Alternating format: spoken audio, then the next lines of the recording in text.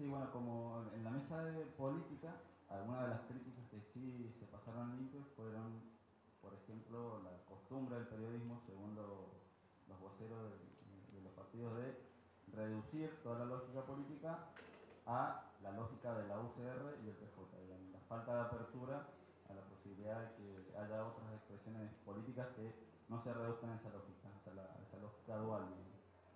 Eh, una crítica recurrente fue, sobre todo con las nuevas generaciones de periodistas, la falta de conocimiento, por ejemplo, de los mecanismos del Estado o de la historia incluso de los movimientos políticos. Hacían la comparación entre cuando un acreditado del Congreso, por ejemplo, cubre un hecho a cuando lo cubre un periodista más joven, digamos, que no tiene ese bagaje y que, según la visión de ellos, claro, falta de experiencia y de capacitación, digamos, en los mecanismos propios de los poderes y también en la historia, digamos, de los movimientos políticos, sobre todo de la UCR y el PJ.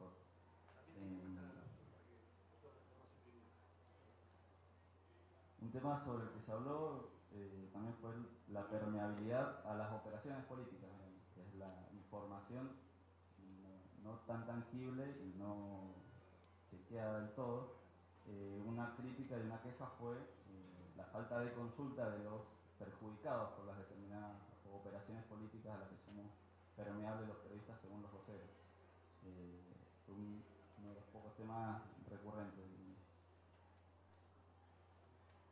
Bueno, eso fue más o menos en general alguna de las críticas que costó sacar, digamos, cosa que nos llamó la atención a los que estábamos en esa mesa. Como contrapartida, digamos, en el panel de recién de movimientos sociales, sacando, digamos, una mera comparación de la cantidad, es mucho más fuerte el reclamo de los movimientos sociales sobre no sentirse representados por lo que sale en los medios que los políticos. Muchas de esas críticas se relacionan no tanto con el ejercicio periodístico, sino con las empresas periodísticas.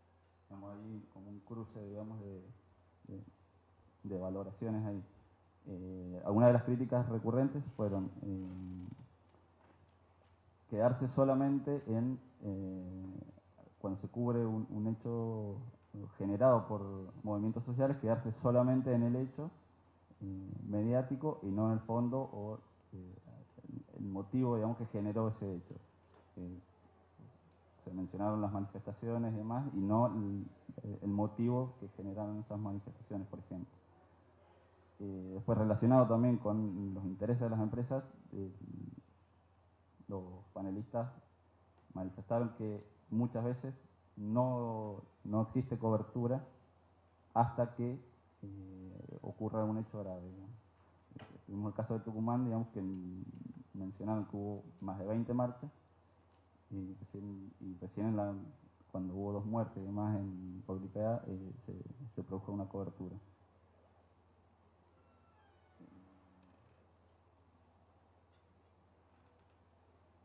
Hicieron una diferenciación entre la cobertura que dan siempre referente a los medios y no tanto a los periodistas, los medios chicos a los medios grandes.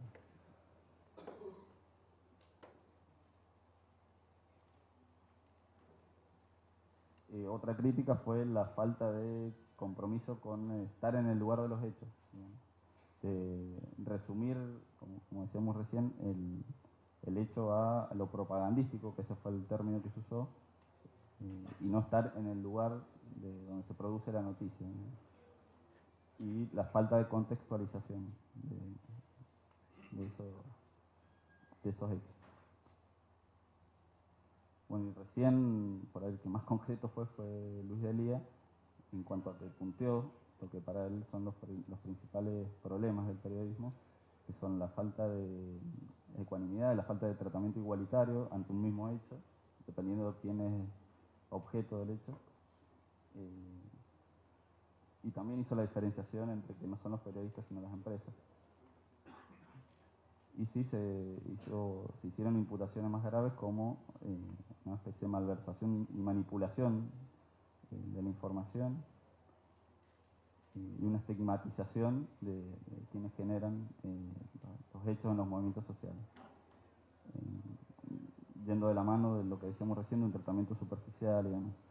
En general, digamos, son bastante recurrentes, digamos, las críticas, y a veces, en el caso de los movimientos sociales, se desconfía mucho de, no tanto del periodista, sino que se mezcla con la labor de las empresas periodísticas. En general, más o menos, esas fueron algunas de las críticas.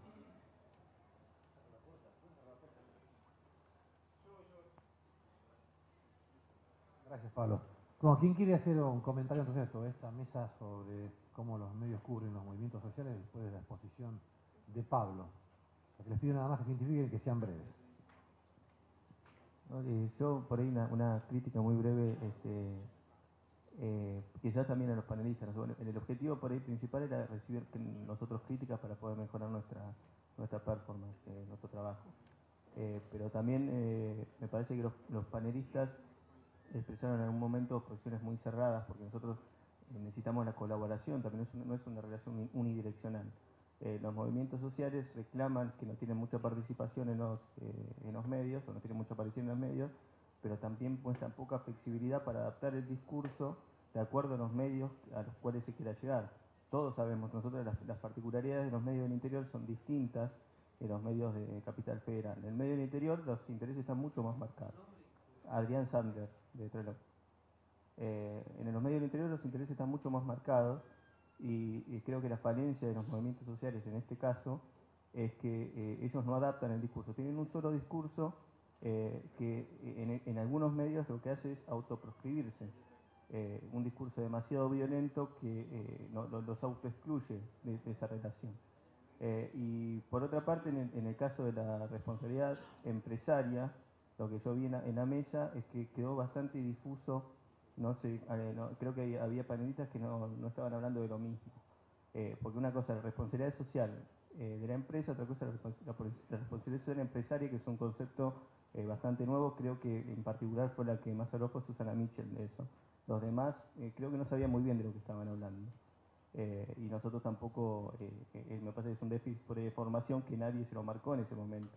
¿De qué estábamos hablando? Si de la responsabilidad social empresaria o de la responsabilidad social que tienen las empresas de los medios de comunicación, que no es exactamente lo mismo.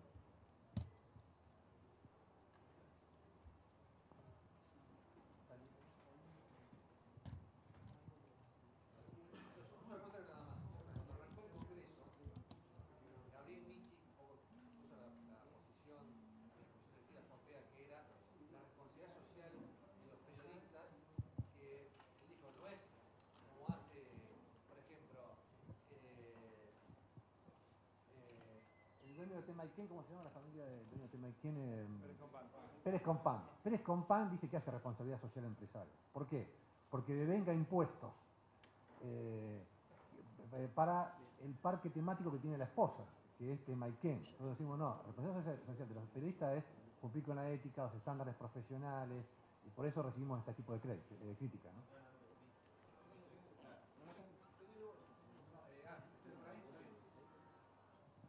No, me parece que en ese punto, yo soy Gastaldi de Entre Ríos, Concordia. Creo que en ese punto de la responsabilidad social de los periodistas y la vinculación con la ética, creo que es importante reflexionar acerca de lo que acaba de decir Delía, en cuanto a que yo creo que una proporción muy alta de periodistas permitieron que se haga una diferencia tan brutal entre lo que es cortar. Yo soy de Entre Ríos, por lo tanto sufrí el proceso. Gastaldi, te dije, de Entre Ríos, Concordia. Fui uno de los que padecí un corte de ruta de casi 4 meses y que era permanentemente bombardeado por los medios de comunicación masiva, y al mismo tiempo en mi provincia y en mi ciudad fue una de las primeras ciudades que el movimiento social cortó una ruta. Hoy Helio contaba lo que había sido el proceso en el sur, en Neuquén específicamente, en Cutralcó y demás. Bueno, Concordia, por ser una de las ciudades más pobres del país, así estaba así estuvo calificada por el periodismo y por el INDEC y por, digamos, todas las estadísticas como una de las ciudades más pobres del país, se formó un movimiento social que cortó la Ruta 14 también, y ese movimiento no solamente fue tremendamente demonizado, sino que además, digamos, terminó cooptado por el poder y bueno, terminaron destruyendo, como el menemismo creo que fue maestro en eso, la conciencia social, ¿no? Y creo que el periodismo, es decir, nosotros, ya no los medios de comunicación, ya no los dueños de los medios de comunicación, creo que actuamos de una manera muy diferente. Creo que somos permisivos con el poder, que por otra parte creo que también es importante remarcar que los periodistas tenemos que ser muy claros cuando hablamos de poder, para que la gente no entienda que el poder es solamente el poder político. En la Argentina y en el mundo también existen otros poderes, y específicamente existe el poder económico, que es el que por lo general se encarga de desvirtuar la información, de hacer que la gente entienda cosas que en realidad no son. Y creo que eso es una responsabilidad nuestra. Y más allá de la demonización que se ejerce sobre Delía y que los medios de comunicación han participado de esa demonización, me parece que lo que dijo debe llamarnos a la reflexión acerca de cuál es nuestro rol en el periodismo a nivel de los grandes medios, y cuál es nuestro rol también en el periodismo en las provincias, donde por allí lo que subyace no es tanto, en el caso de las provincias, el poder económico, sino el poder político. ¿Cómo hace para hacer que los periodistas terminen siendo más que informadores públicos, más que personas que defienden su profesión y el objeto central de su profesión, que es acercarnos cada vez más a la verdad, nos convierten en simples lacayos, informando lo que ellos quieren que nosotros informemos y no lo que efectivamente tenemos que informar?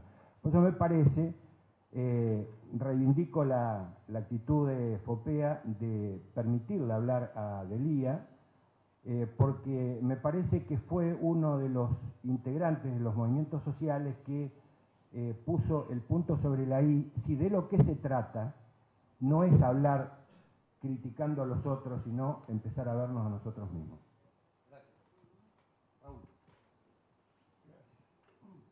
Raúl Queimaliños, trabajo en Tenan y en France Press. Yo creo que la esencia de nuestro trabajo es informar, y creo que la esencia de nuestras empresas es vender.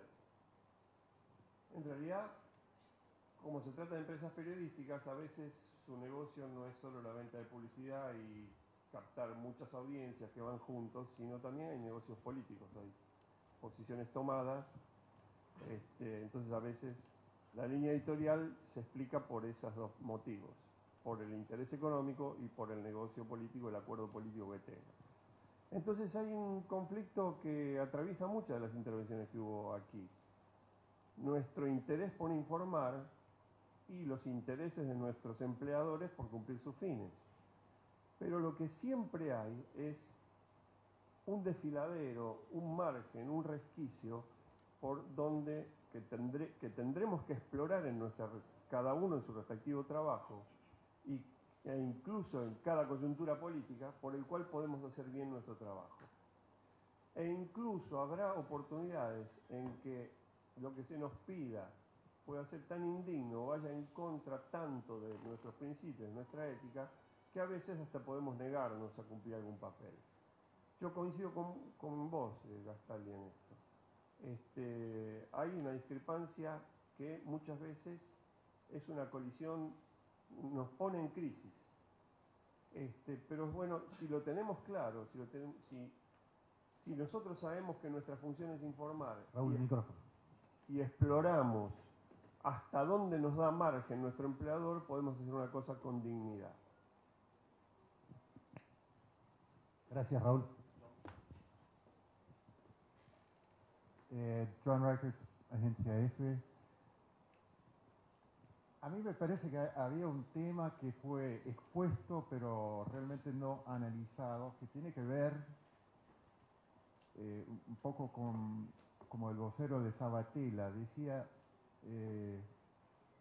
a nosotros, ustedes nos habían acompañado mucho, ustedes nos ayudaron mucho. El tema desde el movimiento ambientalista también de una idea de que el periodismo tiene simpatía por el medio ambiente, entonces va a acompañar de alguna forma ciegamente cualquier cosa que pasa en el terreno del medio ambiente. La cuestión es cómo es la relación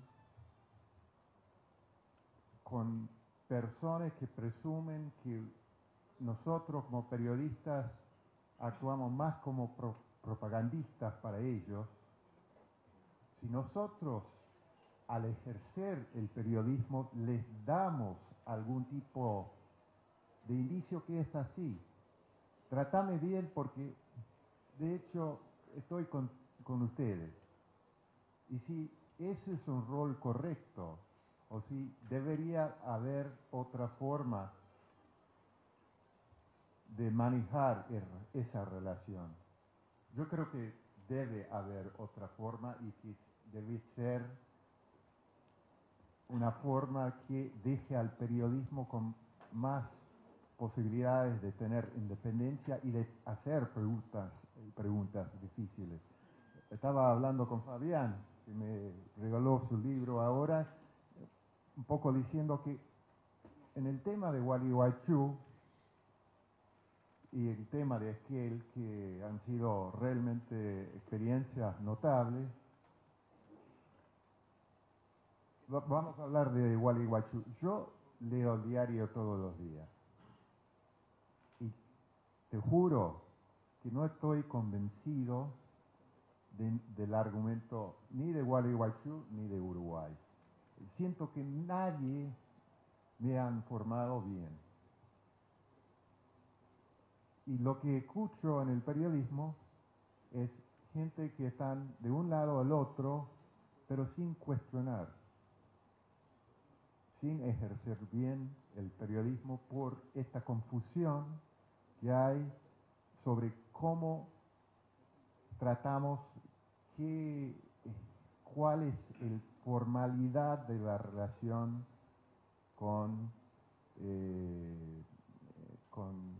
gente que sí tienen un protagonismo particular, como los políticos, como los movimientos sociales, como los movimientos ambientalistas. Bueno, les aviso que tenemos 2 mesas más, así que seamos breves. Estela. Bueno, primero quería responderte algo a vos, disculpame, no me acuerdo tu nombre. Estela Bin, periodista de la revista Pymes del diario Clarín. Adrián, bueno, no comparto con vos la idea de que los distintos grupos o personas o eventos que estemos cubriendo tengan que adecuar el lenguaje o el discurso para que el medio pueda transmitirlo. Creo que los periodistas tenemos que tener las suficientes herramientas y conocimientos y capacidad como para entender más allá de la violencia o de lo que no nos guste hasta personalmente, que veamos de lo que estamos viendo y encontrar la manera de transmitirlo, porque en definitiva está ocurriendo algo que nosotros tenemos que contar. Y mientras esté eso, bueno, de última diremos que se está diciendo en un tono en el que no creemos si esa crónica corresponde a opinión o lo que sea, pero no creo que tengan que adecuarse el resto del mundo a un medio o algo para que nosotros tengamos que transmitirlo.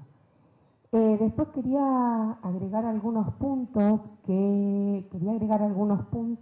con respecto a la mesa de Economía y Negocios, que Pablo no pudo estar, tampoco se animaron a hacer muchas críticas. Las personas que estuvieron, es más, casi ninguna, cuando se les repreguntó después de las exposiciones si tenían qué información, creo que Mónica, bueno, se fue, preguntó concretamente qué información ellos sentían que había quedado fuera, que no la tocábamos, que no era bien cubierta por el periodismo. Dijeron que absolutamente ninguna. En realidad el más crítico fue un periodista, fue Daniel Mushnik, que criticó, digamos, las coberturas que se habían hecho en los 90, en los 80, en los 70, en los 60, hizo como una historia de lo que fue el periodismo económico y criticó las distintas posturas y cómo se había cubierto cada ciclo económico en la Argentina y qué cosas habían quedado mal cubiertas y que habían llevado muchas veces a crisis a distintos sectores. O por lo menos que algunos sectores no pudieran entender cómo estaba, cómo se estaba llevando adelante ese ciclo económico. A mí particularmente, la verdad me dejó un poco perpleja que no tuvieran ninguna crítica para hacernos a los periodistas, los empresarios. En principio, tal vez equivocadamente, pero me pregunté si nosotros somos los que tenemos que estar investigando y viendo qué tipo de negocios, informaciones, distintas coberturas están realizando las empresas, y las empresas están muy conformes con la información que sale.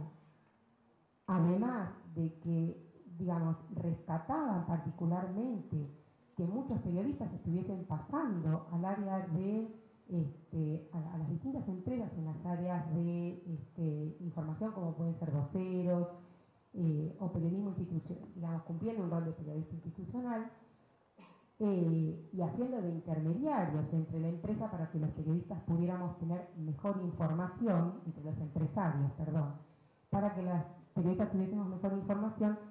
La verdad, esas dos cosas me dejaron un poco perplejas. Creo que más allá de, personalmente, vuelvo a decir, creo que más allá de lo que ellos creo que tenemos un largo camino para recorrer y para investigar mucho más, precisamente por eso que ellos creen. Gracias, Estela. La última pregunta sobre esta mesa y pasamos a...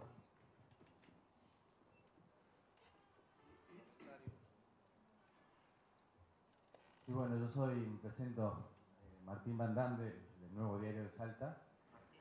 Martín Van Damme, parecido a Jean-Claude, para que me tiren el chiste, antes de que lo tiren, lo tiro yo.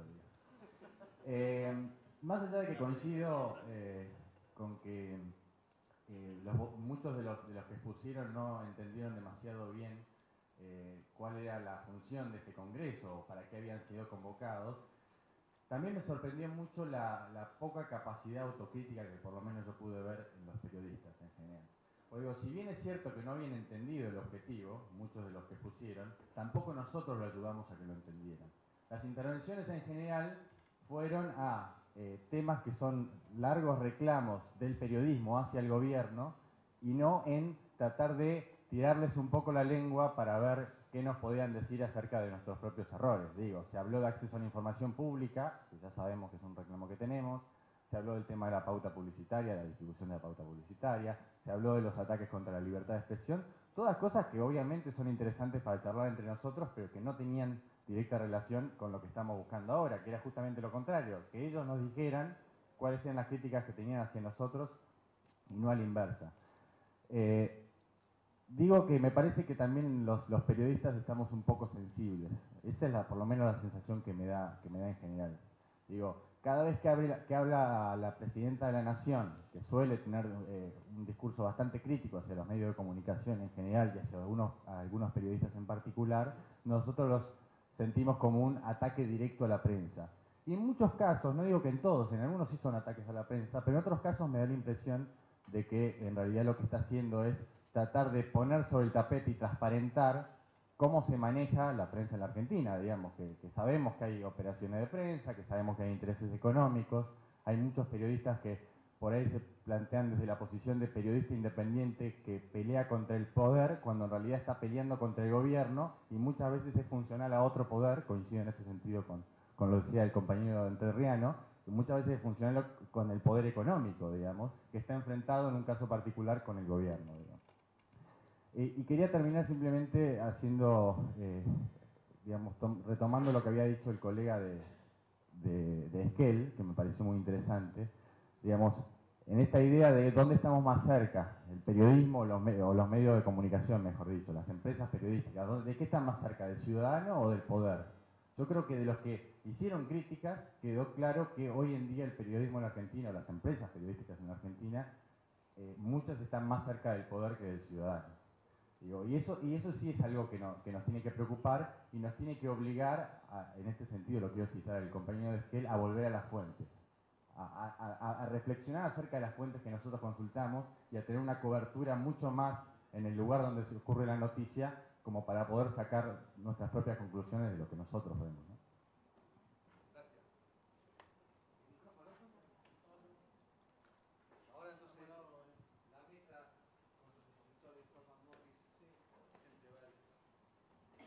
Soy Néstor Esclausero, América 24 y Radio Rivadavia.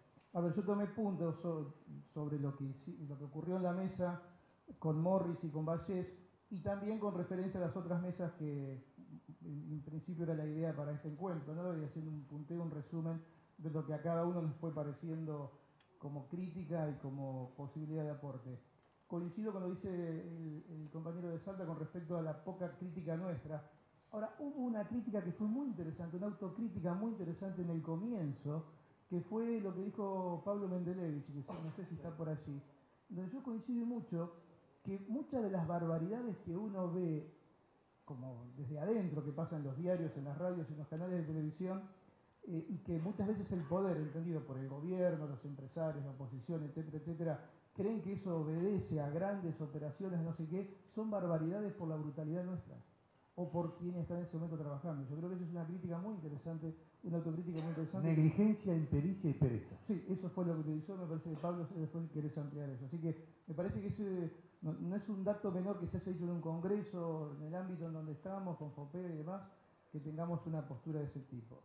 Con respecto a lo otro que fui marcando como punteo, también me pareció muy básico lo que se ha dicho y que también obedece a esta lógica.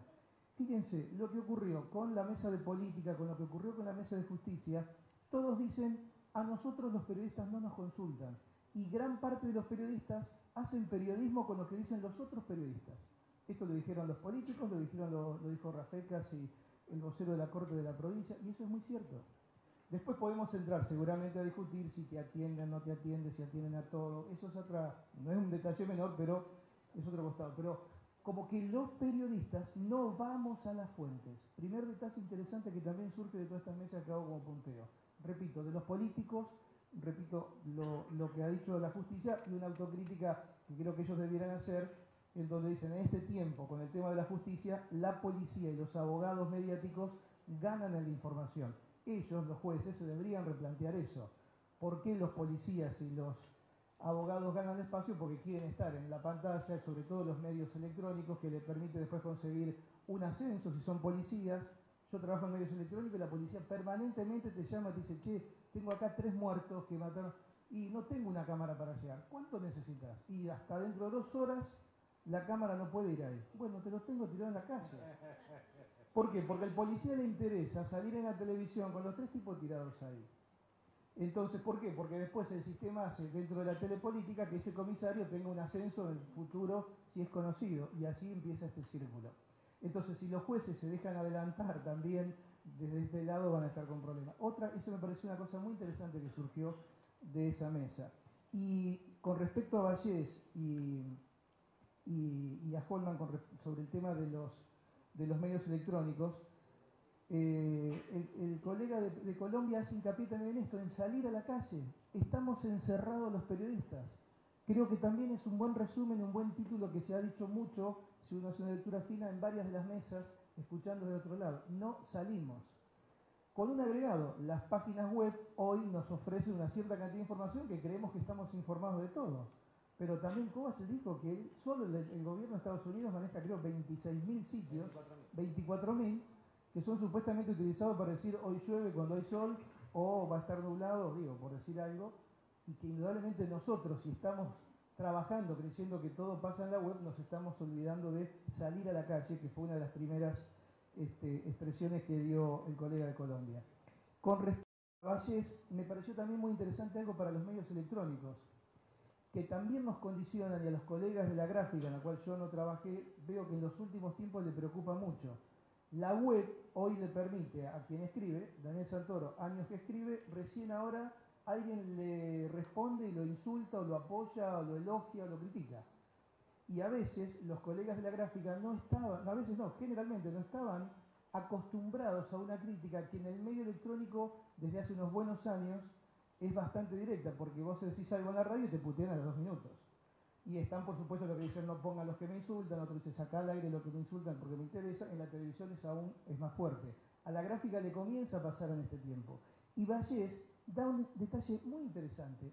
Él dice que desde su punto de vista, y por lo que viene apreciando, la gente quiere oír y ver medios, y obviamente lecturas también, que confirmen lo que piensa ese personaje, esa persona, ese individuo sobre determinado tema.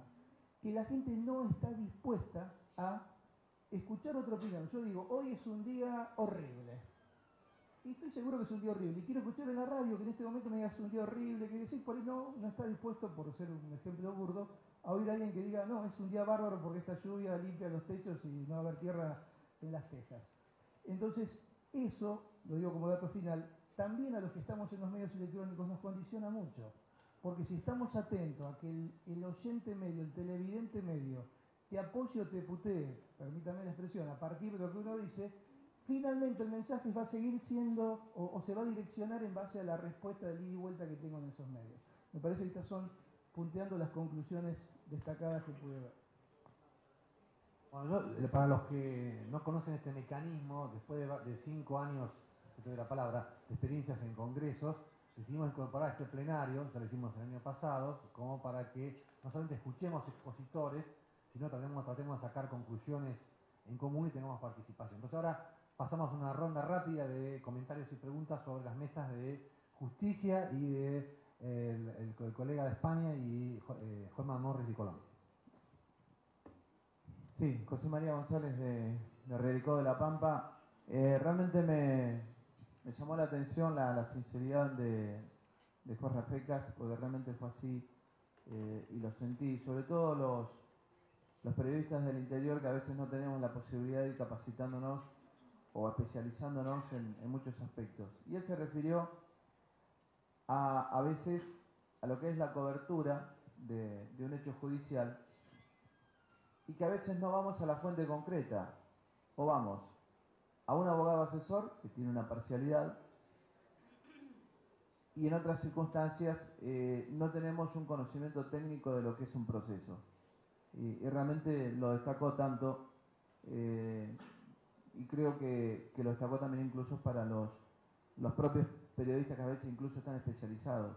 No manejan muy bien el lenguaje técnico de lo que es un proceso. Y eso preocupa porque creo que ocurre en varios ámbitos.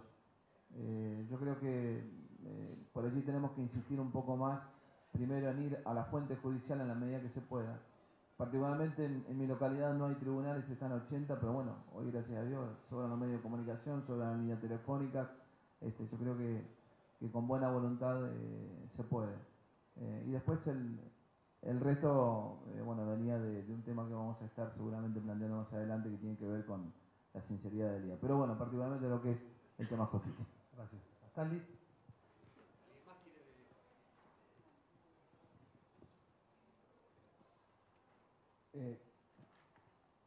Sí, yo la verdad que me quedé enganchado con lo que dijo el colega español respecto de que la gente quiere leer, escuchar o ver lo que en realidad ella piensa. Y en ese sentido, una reflexión respecto de lo que decía el compañero allá, el colega, respecto de un hecho puntual, que es lo de la asamblea de Gualeguaychú.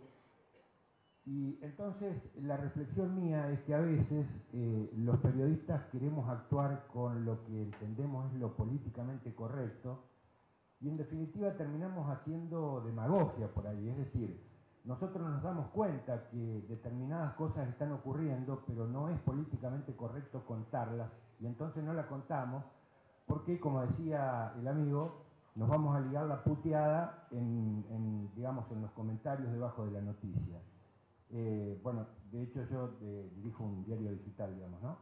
Y me parece que esto desvirtúa nuestra tarea, porque si lo correcto, digamos, es acercar a la gente a la verdad, y si nosotros estamos viendo que está ocurriendo un hecho y no lo contamos porque políticamente no es correcto, me parece que estamos cometiendo una deslealtad con nuestros lectores, porque de lo que se trata, o de nuestros televidentes, o de nuestros escuchas, porque de lo que se trata esencialmente es de acercar a esos lectores, a esos escuchas, a la verdad más acabada, digamos, que por supuesto no va a ser la verdad total, pero por lo menos va a dar un panorama como para que tenga una conciencia clara de lo que está ocurriendo.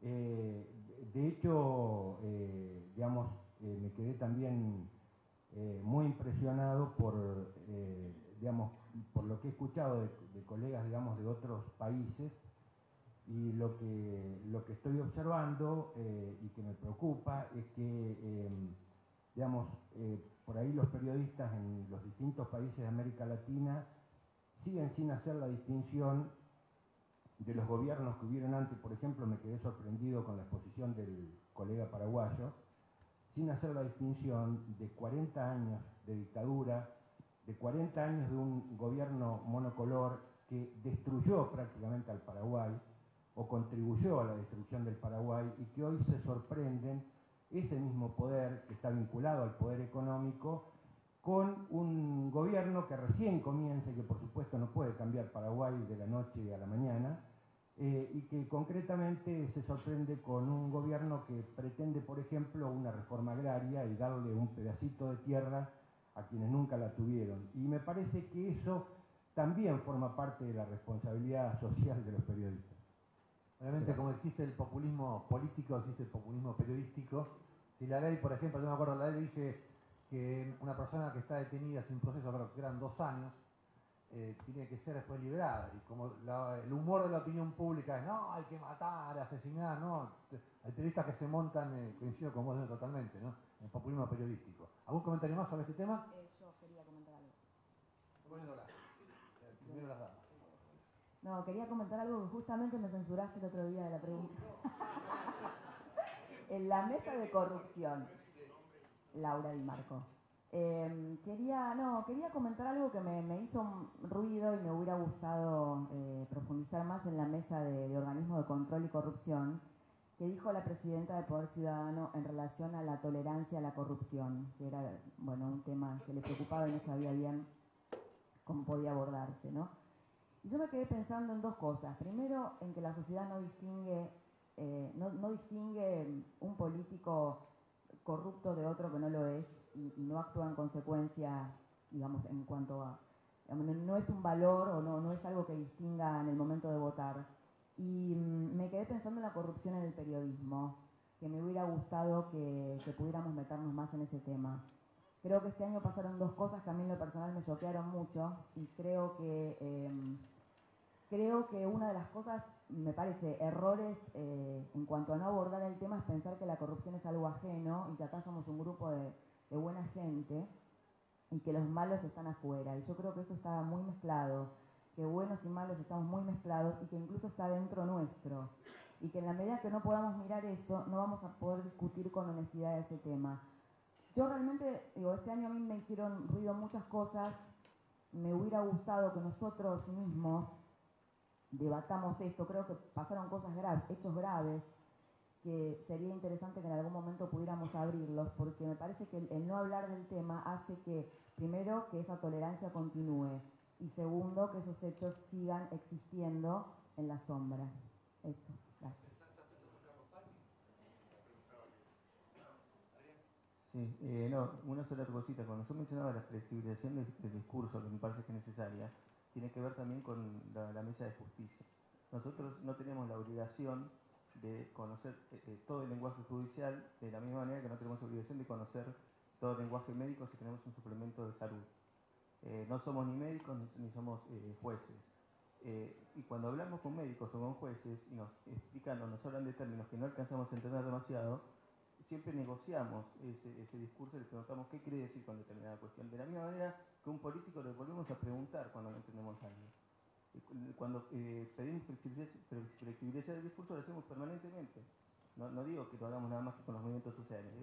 Tenemos que incluir a los movimientos sociales en esa flexibilización. ¿Qué diferencia hay entre preguntarle a un juez qué quiso decir con determinado término a decirle al movimiento social, por favor, decímelo de determinada manera, así no te tengo que dictar tanto o no te enojas conmigo? Bueno, gracias. Entonces, aunque nos queda poco tiempo, yo voy a hablar de la mesa de organismos. Ah, perdón, Pablo. No quiero censurar a nadie, nos quedan 15 minutos. No, solamente quería redondear eso que se mencionó recién de la negligencia, la impericia, la fiaca, como lo quieran llamar, o sea, todo lo que es culpa nuestra y que no tiene nada que ver con intereses políticos poderosos, ni con sometimiento, ni con empresarios, ni con patrones malos, siguiendo lo que decía Laura de buenos y malos. Y realmente creo que de esto hay muchas muestras y que las podemos ver como lectores de diarios. Cuando uno lee en el diario una nota que tiene, por ejemplo, varios errores tipográficos, además de errores ortográficos, además de errores sintácticos o gramaticales, o solamente algunos de estos, lo que uno piensa, porque todos sabemos cómo es este negocio, es que el que se equivocó fue el periodista que hizo la nota. Y esto es gracias a las nuevas tecnologías. Cuando yo era chico, como yo pertenezco todavía a la generación de Gutenberg, escribíamos a máquina. Estas cosas no pasaban. Había un intermediario que era el linotipista. Y después había un tipo que se llamaba corrector, que ahora lo citaron a todos para ahorrar costos. Entonces, ¿quién es el que apretó el dedo en el teclado y puso mal una letra? El periodista. Lo que uno piensa como lector frente a un texto con errores es, si este tipo no se tomó el laburo de corregir una letra mal puesta, o sea, quiere decir, primero me está diciendo, lo que me está diciendo entre líneas es, no leyó lo que escribió. No lo leyó porque si no hubiera visto este error lo de cualquiera que está entrenado, nosotros estamos entrenados. No lo leyó. Entonces, ¿por qué yo le tengo que creer los datos? ¿Por qué le tengo que creer la información? ¿Por qué tengo que pensar que el tipo es serio y que el enfoque de la nota? ¿Por qué tengo que pensar que el incendio que me está contando, él lo vio y estuvo en el incendio? Por esto bolazo, si no corrigió esto. Es una regla de tres simple. Me parece, ¿por qué sucede esto? Llamémoslo al periodista que se equivocó. A ver, hagámosla imaginativamente, lo llamamos por teléfono y decimos, ¿por qué razón tu nota publicada hoy en el diario X tiene 5 errores? No, lo que pasa es que, bueno, a mí me apuraron mucho ayer, es culpa de mi jefe, no me dio tiempo. Típica respuesta que daríamos cualquiera de nosotros. Periodistas siempre le echamos la culpa al jefe, a la falta de recursos, a que el incendio, los degenerados empezaron el incendio demasiado tarde, entonces yo tuve que ir a cubrirlo muy tarde, era un incendio fuera de hora. Bueno, tenemos infinidad de explicaciones y de excusas. ¿La verdad del asunto cuál es? La verdad del asunto es que el periodismo es eso, de eso se trata el periodismo, de correr contra el reloj, de tener la espada de Damocles encima y de hacer el trabajo bien. No podemos decir no hicimos el trabajo bien porque estábamos apurados. Y si el periodismo, el laburo este es de estar apurado, justamente. Entonces, quiero decir con esto que me parece que hay que poner un poco más de visibilidad sobre nuestras propias falencias. Esta es una cuestión. Y la otra cuestión es quién es el juez. ¿Quién es el juez de lo que hacemos mal? ¿Quién nos va a decir al día siguiente que eso está mal hecho, ese trabajo está mal hecho? ¿Cuál es la realidad en la mayor parte de los diarios? Al día siguiente no hay tiempo. Al día siguiente no hay tiempo de mirar el diario que se hizo el día anterior y hay que seguir adelante porque el vértigo nos exige hacer eso. Entonces, normalmente no se trabaja sobre esos errores. Al final termina siendo ¿quién el juez? Nuestra conciencia. Nuestra conciencia individual es el principal juez del trabajo que hacemos.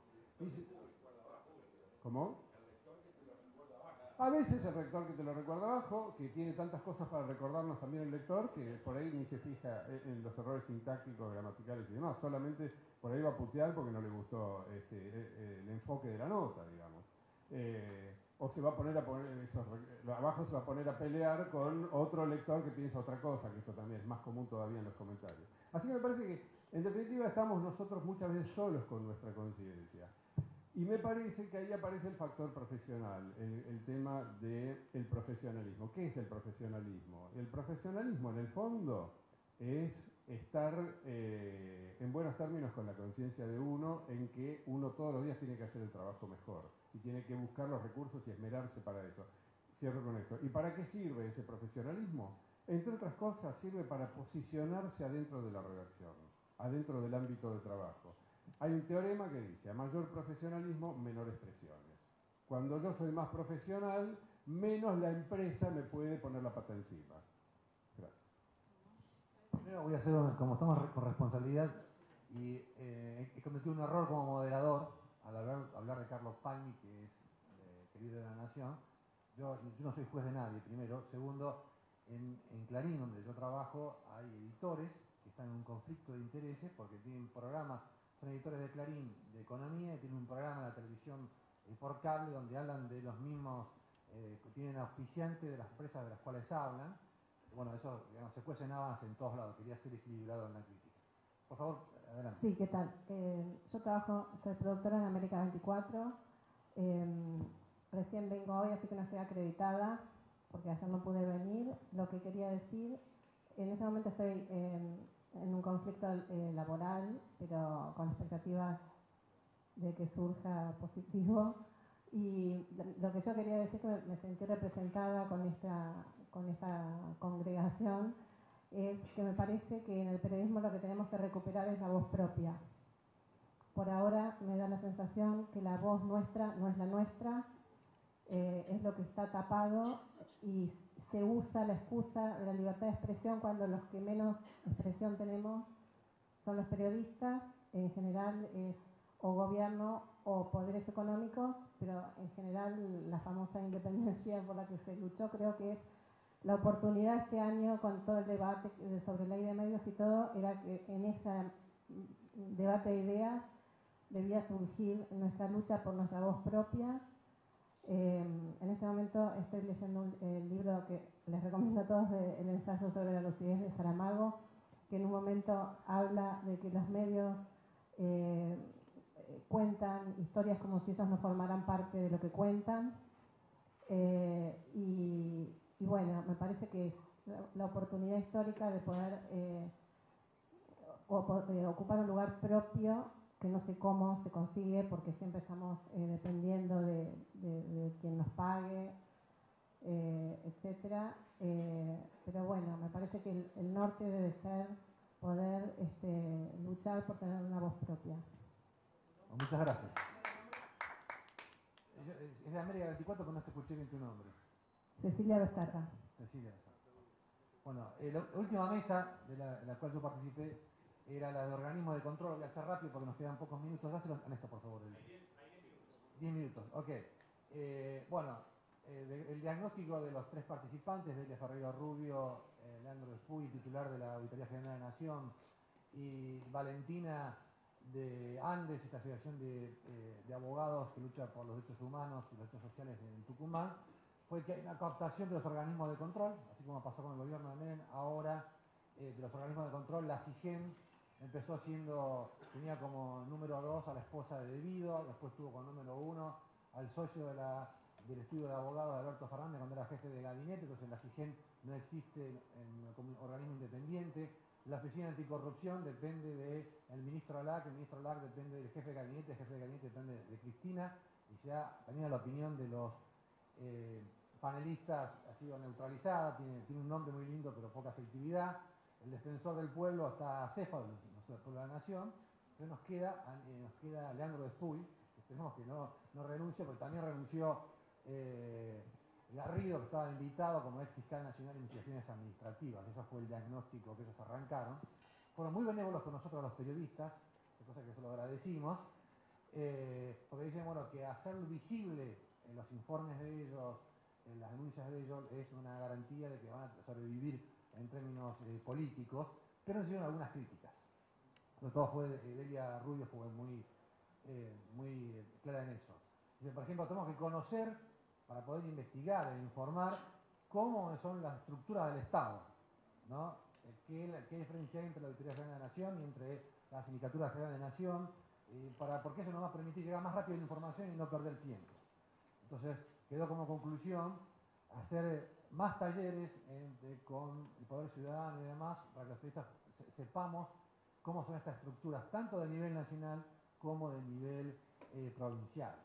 Leandro Despuy, sobre la auditoría, los periodistas usamos poco los informes de auditoría, son todos auditorías, informes de este organismo que depende del Congreso sobre los contratos del Estado, las obras públicas que maneja el gobierno nacional. Hay una cantidad enorme, pero hay muy poca consulta de los periodistas. O sea, y esto lo agrego yo, es más fácil usar el teléfono que, bueno, ahí me parafraseó Delia Ferreira Rubio, dice que falta capacidad de glúteo cerebral, apoyar el trasero y leer un informe de 50 páginas para sacar un dato, ¿no? Y ella dijo, entonces es necesario utilizar, incluso Jorge Lercher, el vocero de la auditoría, es socio adherente de FOPEA, está el espacio en el website de auditoría, Jorge Lercher, esas eran las recomendaciones que estaba señalando.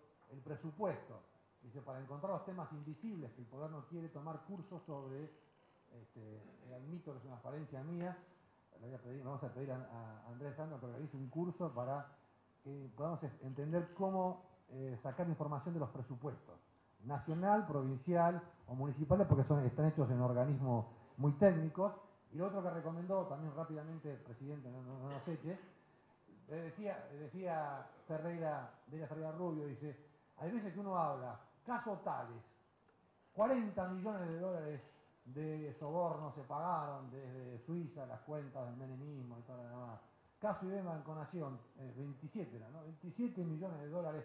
Dice, no escriban así, pongan 27 millones de dólares que equivalen a 2 hospitales públicos en un barrio de la ciudad de Buenos Aires, o a 3 escuelas, digamos, porque eso es para acercar estos temas, donde el Estado bobo pierde plata no le importa a nadie, pero cuando es que nos falta la escuela, que nos falta el hospital público, más llegar más a la gente. Bueno, comentarios sobre la mesa y con esto cerramos el plenario. En Relicó particularmente, un concejal de la oposición presentó un proyecto de ordenanza de libre acceso a la información pública y el oficialismo lo rechazó. Fuimos realmente muy pocos los que nos interesamos, los periodistas que nos interesamos por ese tema, porque no le dimos el valor. No le dimos el valor que tiene el acceso a la información pública. Y pasa en las provincias. En las provincias, por ejemplo, colegas de la revista Lumbre quisieron pedir las declaraciones juradas de los funcionarios y a pesar de que por ley se las tienen que dar, les dieron muchísimas vueltas para dárselas. Y el resto de los periodistas no nos preocupamos. O sea, como que hay algo que falla, hay un mecanismo que falla o hay un desinterés y que en realidad forma parte de una herramienta de trabajo nuestra. Mariela, ¿cómo consiguen información en el búnker del kirchnerismo en Santa Cruz? En realidad, sí, a mí me pareció muy buena la mesa de corrupción y hicieron una... Perdón, Mariela Arias, de corresponsal de La Nación en Santa Cruz. Digamos que el caso emblemático del secretismo fue que el juez Lozada, que lo sobrellevó a Kirchner por enriquecimiento, por malversación de fondos por los 500 millones estos de dólares famosos, tuvo una causa escondida durante 4 años. Lo que escondió fue el fallo. No decía ni siquiera por qué, había dicho que lo había perdonado. El acceso a la información es clave allá. No hay ley de acceso, hay proyectos. El secretismo es importante, pero también, como yo lo he dicho en otros congresos, es importante la falta de conocimientos, de herramientas que tienen los colegas y que tenemos y que creen que cuando algo se descubre es porque a alguien le pasó la información y falta la práctica de ir a buscar, falta ¿para qué voy a buscar si total ya me van a decir que no? ¿Para qué voy a presentar una nota por escrito? Ni siquiera dejar registrado eso. Sí, digamos que las críticas, no sé si las críticas, las observaciones hechas a la práctica del periodismo, todas se aplican a Santa Cruz, todas se aplican a la baja calidad de periodismo que tenemos allá. Y con respecto a la misma mesa que estabas vos ayer, solo quería agregar que me impactó mucho como la fórmula fácil que nos decía clarito Delia Ferreira. Bueno, bárbaro que escriban, así como hay que saber de medicina para escribir de temas médicos, también hay que saber del Estado, que recién Daniel lo señalaba. Antes de sentarnos a escribir, entendamos cómo funciona el tema sobre el que estamos trabajando. No. Bueno, la última y cerramos. Muy cortito, para decir simplemente que me parece que es importante también aclarar que el secretismo no viene de la mano solo de los gobiernos. Hay una cultura del secretismo. Concretamente yo vengo de una provincia que es Entre Ríos, donde hay un conflicto desde hace mucho tiempo, campo-gobierno, y resulta ser que había movilizaciones y amenazas con cortes de ruta nuevamente, por el tema de la leche. Entonces, bueno, nosotros hicimos un trabajo en el diario para saber a ver cuál era el quid de la cuestión, digamos, ¿no es cierto? ¿Qué era lo que estaban reclamando en realidad? Y descubrimos que en la provincia de Entre Ríos nunca había habido una producción tan importante de leche como la de el ejercicio anterior, digamos, ¿no es cierto? Es decir, cuando descubrimos esto, lo primero que hicimos fue intentar información de la mesa de enlace de la provincia, que como ustedes bien saben, la integra De Angeli como una de las figuras estelares, digamos. Por supuesto, no logramos esa información, nos negaron esa información, de manera que me parece que es importante digamos, tener claro esto, que el secretismo es cultural y que no pertenece solamente a los gobiernos, sino también a las instituciones, a las organizaciones, a las empresas, etcétera, etcétera. Sí, soy Claudio Jacqueline de La Nación. Para mí, frente a algunas posiciones que se plantearon de falta de autocrítica de nosotros los periodistas, que comparto, y que de alguna manera quiero decir que FOPEA nació para hacernos autocrítica, porque coincidíamos en que una de las cosas que nos faltaba era revisarnos a nosotros mismos, métodos, procesos, formas. Yo quiero decir que para mí en este congreso es donde fuimos más lejos, porque lo que hicimos fue plantear y preguntar qué hacemos mal, con lo cual me parece que este fue un objetivo altamente logrado, aunque algunos hayan sido benévolos en sus críticas, y me parece absolutamente saludable e imprescindible.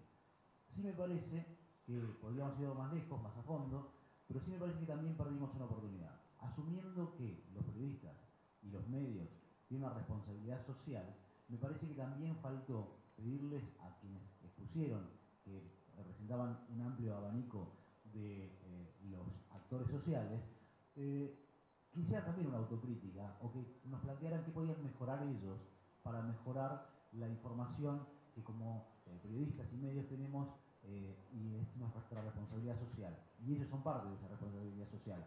Los medios y la información no la construimos solo los periodistas. Y me parece que esto que decía Gastaldi con respecto al secretismo es algo que no tienen muy claro en muchos organismos y en general en muchas instituciones. Y en general siempre, también como hacemos nosotros, miramos para afuera. Y ellos también miran para afuera. Entonces me parece que era una oportunidad también para hacer hincapié en las preguntas que se le hicieron o los planteos que se le hicieron inicialmente a los panelistas, que ellos plantearan qué podían mejorar y qué podían hacer para que este encuentro redundara en beneficio de todos. Nada. Bueno, les anuncio que se ha incorporado el diputado nacional Toti Flores, que ha llegado tarde porque tuvo un viaje, y apenas terminemos entonces con estas conclusiones del plenario, le damos ahora la palabra para poder escucharlo. Gracias por su presencia, diputado. Bueno, entonces para ir cerrando, yo voy a hacer una actitud arbitraria y voy a tratar de ir cantando las cosas que llegan a conclusiones. Por favor, Alfredo, para poner van a estar el acta con todas las intervenciones y después vamos a llevar a las conclusiones. La primera que la de Claudio, que decía recién, para no olvidarme que de Claudio Jacqueline, que faltó preguntarle a los expositores qué se podía hacer para mejorar la cobertura en las áreas de que ellos hablaban. Yo creo que esa después ustedes me matan, me sacan y demás, voy a hacer solamente tratar de hacer un trabajo de resumen. Otras conclusiones que escuché por los comentarios de Adrián de Trelew es darle voz a los movimientos sociales y no estigmatizar, no demonizar a los movimientos sociales, después de haber escuchado a nuestros panelistas. Esa creo que debería ser un segundo punto. El de Raúl Queimaliños, esto de sentir indignación, te voy a parafrasear, Raúl, disculpame si lo hago mal, y de negarnos a escribir aquello que vaya contra nuestras convicciones políticas, económicas, sociales o religiosas. Yo creo que eso es un reclamo histórico que nosotros apoyamos el proyecto de ley de la diputada nacional Norma Morandini de que haya una cláusula de conciencia por escrito para todos los periodistas. Creo que apunta a eso tu comentario, Raúl. Entonces creo que ese es otro punto de estos compañeros secretarios. Dije compañeros, pero no una alusión política, ¿no? Ni Tavares ni compañeros. Sí. Después de explorar todo lo posible, tratar de hacerlo bien. Por supuesto. Medio, pone reparos en explorar los márgenes que nos deje nuestro medio para hacer nuestro trabajo con dignidad. Si nos piden cosas indignas, ahí viene la negativa. Pero hacer el intento primero. Sí, pero tenemos que tener un respaldo legal. ¿No? Por ejemplo, en Clarín eso funciona de hecho. Vos podés negarte a firmar una nota, la escribís, pero no la firmás. Pero sería bueno para que fuera una cuestión legal, es una ley resistida por sectores empresarios, pero creo que tiene que ser una bandera, esa es mi opinión personal, ¿no? Y la de la comisión directiva, hicimos esto de pedir que sea, en este debate por la ley de servicios audiovisuales, se incorporara la libertad de conciencia. Bueno, Estela criticó que algunos panelistas no se animaron a hacer críticas, entonces, porque quizá entendieron mal la consigna del Congreso, que era aprovechar esto para que critiquen cómo los periodistas lo... O le explicamos mal nosotros a ellos, así que prepárese el diputado que tiene que afilar la lengua ahora. Bueno, siguiendo con este remuso, bueno, yo creo que la frase que... ¿Dónde está Pablo Mendelevich? Yo no sé si el orden era así, impericia, pereza y negligencia. Ahora, esto no se lo demos a Cristina Kirchner, porque si no en el próximo discurso te va a parafrasear y sonamos, ¿no? Entonces, evitar cargar las culpas sobre otros y reflexionar sobre nuestra pericia en la negligencia cuando hacemos nuestra cobertura en el trabajo periodístico, ¿no? Después no me acuerdo quién dijo esto de que hay periodistas que hacen periodismo con las noticias de otros, ¿no? Bueno, decía, por lo que ha dicho ayer el juez Rafecas, entonces tratar de hacer periodismo con noticias propias y no robarles a los demás, me parece que también es otro hallazgo de este plenario. Creo que por los comentarios de Delia Ferreira Rubio, creo que sería necesario que pidamos a la comisión directiva que haya cursos de capacitación sobre temas judiciales, sobre conocer la estructura de Estado, en especial, cómo funcionan estos organismos de control a nivel nacional, provincial y judicial, y el presupuesto, y, como decía Laura, creo que tiene un compromiso de no ser tolerantes con la corrupción. Sería así otro punto para... y lo último que me pareció a mí también fue el aporte de la compañía de América 24, que no me acuerdo tu nombre, porque... Cecilia, de esto de luchar para que los periodistas tengamos una voz propia.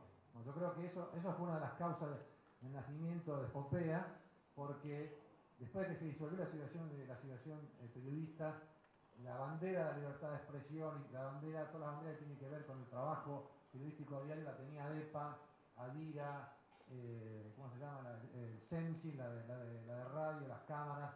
Entonces yo creo que eso es otro punto para incorporar. ¿Qué otros temas sugieren para nuestros...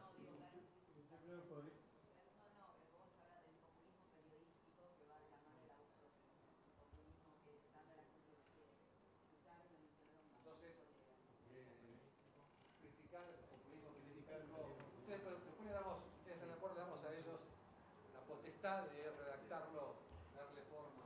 Lo que dijo Gastani también de no ser permisivos con el poder y que el poder no es solo el gobierno. Y lo que dijo yo, me parece que dijo lo que dijo yo, a los movimientos sociales. También hacerle preguntas difíciles.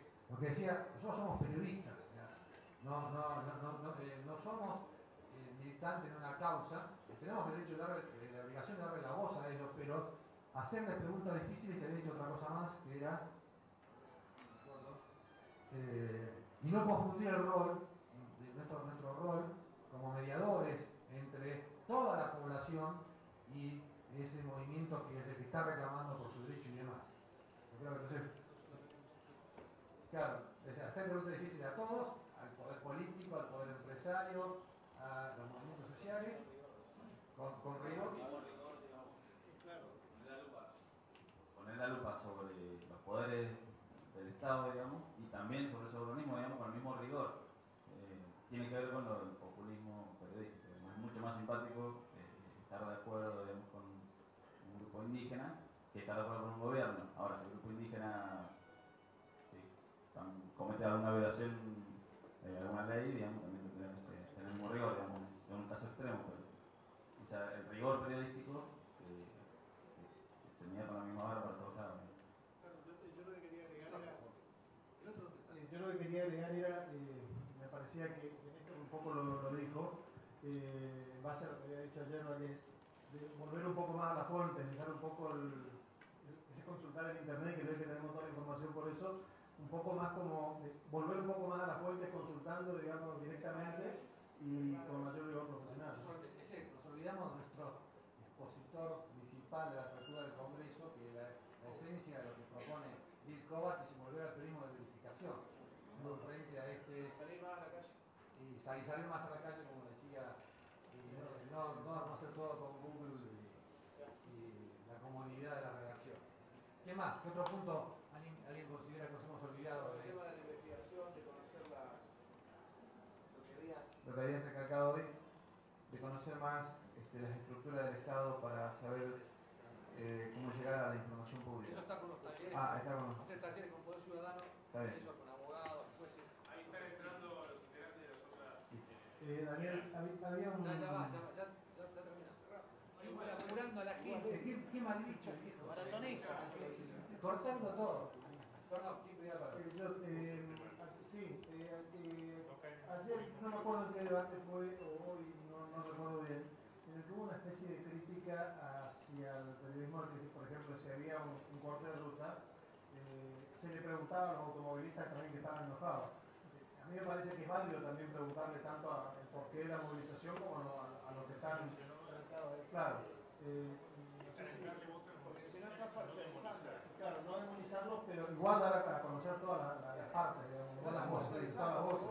Si vos le haces solamente al movimiento, o le haces solamente a Claro, evitar eso, que estén las dos partes, digamos. Bueno, ahí viene la invasión de otros plenarios que van a romper el espíritu de esta. Así que el último punto.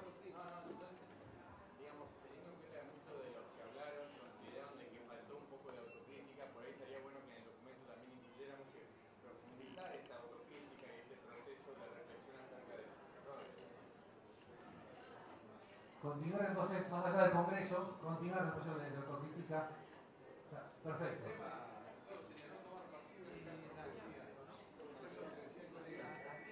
No tomar partido por uno, o sea, por el que corta la ruta ni por el otro, sino en definitiva ir por el camino del medio, ¿no? Eso. Que el periodista mantenga el equilibrio, a lo que decía el colega Corriente. No estar a favor del que corta ni del que se ve afectado por el corte, sino ir por el camino del medio. No tomar parte. No tomar parte, no tomar partido. ¿Va? ¿Algún punto más? Porque ya tenemos el último. ¿Alguien se quedó algo en el tintero? En esta mirada de los lectores y las distintas audiencias que quieren verificar lo que ellos piensan con la información que nosotros emitimos, en realidad nosotros los periodistas nos pasa de alguna manera lo mismo. Tener conciencia de eso es interesante. Pero la idea sería, porque no por los panelistas decían, lo que dijo Vicente, que mucha gente no buscaba información verificada, sino buscaba artículos que ratificaran lo que ellos opinan sobre un hecho, ¿no? Y nosotros hacemos lo mismo. Entonces, evitar esto de buscar artículos o fuentes que confirmen lo que pensamos y no hechos comprobables, que es lo que es nuestro trabajo, ¿no? Llegar a una aproximación de la verdad lo más veraz posible. Bueno, lamentablemente ya se nos terminó el tiempo, así que gracias a la participación de todos.